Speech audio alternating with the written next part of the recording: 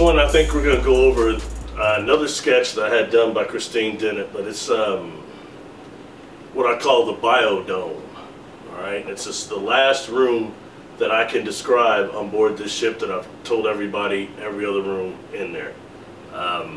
We'll see, it was an interesting room, that's all I'll say. And I'll try to describe it in a way that at least makes some kind of sense. So anyway, we'll go from there.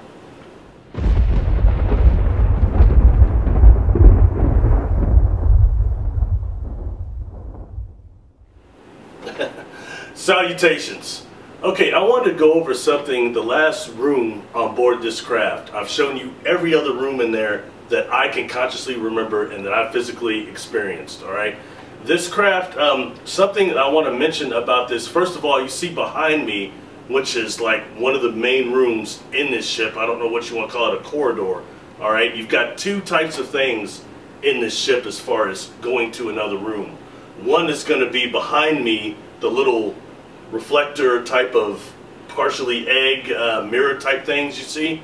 Now if you're somebody like me and you're curious and you get too close to one of those looking at one, all of a sudden boom, you're in another room. It's like, say, not just open up as a door, but you're just suddenly kind of in that room as you're viewing it. Alright, that creates an amazing amount of temporal aphasia. You get very sick.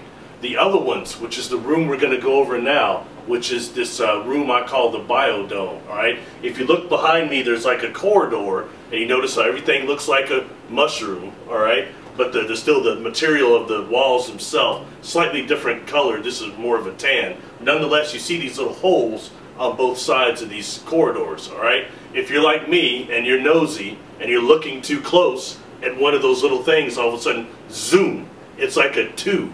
A tube, you feel like you're going down. The G-forces feel like you're going down. Inside of one of these tubes, the one right here, is the room we're about to go over that I call the Bio-Dome.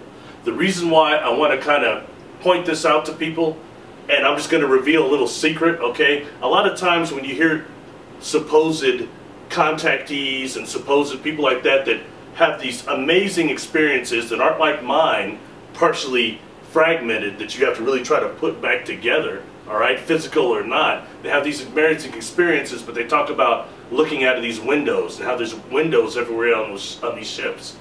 Not many of the ships are like that. The ones I've been on, as I've explained to you, are organic in nature, alright, and they're grown in deep space, a lot of them. So they're not, they don't have windows. But this is the one room on this particular ship that did have a window on it. It didn't start off that way, but we'll talk about that as we go over the video, or over the, over the sketches themselves. But it's just kind of, I think, important to bring that up. So some things that can kind of expose certain stories that are BS. Be aware that people say, I was looking out this window. There's a certain rooms on these ships that have that, unless you're maybe dealing with some type of human ship or human technology that has windows in there, and something that isn't doing interstellar travel like what I'm talking about here, or interdimensional travel. Alright, just keep that in mind. Let's go over the pictures so I quit being so long-winded. Peace. Real quick, I just want to go over this room again. Alright, when you come in, it's very much like this. Alright, these right here are they're almost like the eggs that are in other parts of the ship, but they're not. They're different. They almost look like they could be a mirror or a garage door or something weird, but you get close to them, boom. It just, I don't know if it opens or sucks you in, but suddenly you're in another room. So each one of these are going to be different rooms, alright? This is a multi-dimensional ship for real, I'm describing to you. What we're going to go over is another room, though, that's over here. You see these two portholes, alright? Now if you're like me and you're too curious to start looking a little close, all of a sudden I'm sucked in and going down into the room we're going to go over, alright? Real quick, not to be redundant, but alright, you've got the mushroom type of wall here, and you've got that hole that appears to be inside of the wall, alright? That's in that way, check out the way mushrooms are actually really shaped. Some of them are actually saucer shaped, and how they do have these tunnels in them. So that's real quick on that. Now let's go down in here when it feels like the G-forces are pulling me down to make me even sicker than I was in the other rooms. So we'll talk about that. Alright, here is the Bio-Dome itself. Alright, now something I want to say about this room that it was very hard for her to illustrate, alright, is that actually the seat that Xandar is sitting in was actually downwards. It was even downwards from where these two crew members are. Alright, it was in a downward motion that even made me feel sicker to be down there where he was. Alright, behind him you have these two stations. Alright, you've got beings. They actually appear to be partially phased out to my mortal vision. Alright, but the stations they were at, they were standing stations, so they're standing up, and half of the time it's like they were manipulating things without actually using their hands. I'm pretty sure it was telepathic. Alright, behind them you have one of these eggs, as in other parts of the ship. This one was slightly different in that it seemed to have this metal side on it, and it was a little smaller, but then inside of it you've got various lights, which I've told you before are command officers, I'm pretty sure, or higher beings of some sort. Something I want to say personally, in all fairness, about this chair that Xandar's sitting in. I'm going to take a little heat for this, alright, because the chair itself he was sitting in was kind of like a white half chair that I could not find a representation of, so I just used the chair from the Enterprise, Captain Kirk I believe. It fed in, so I just had her use that. So actually the chair wasn't like that, but that's a little bit of my geekness coming out. Come on, bear with me.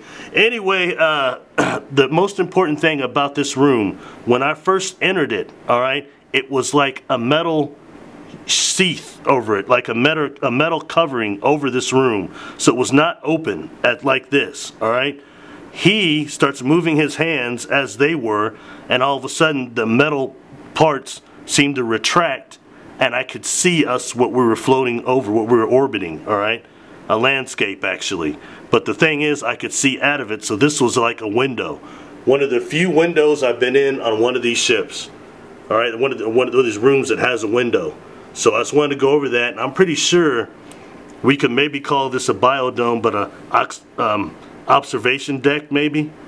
And I don't know, they could also be doing holographic recording here also. I don't know. But I could just tell you I experienced this room. The entire time being in this room, I felt like the G-forces were pulling me down. And in that way, I know it was down below even going into that tunnel. But it felt the G-forces. Be very aware of that, and the fact that the temporal aphasia, very bad in that room. Alright? So that's the Bio-Dome. Thank you for listening. Let's go ahead and do a wrap up real quick. Okay, on this particular craft, I've shown you several rooms in there.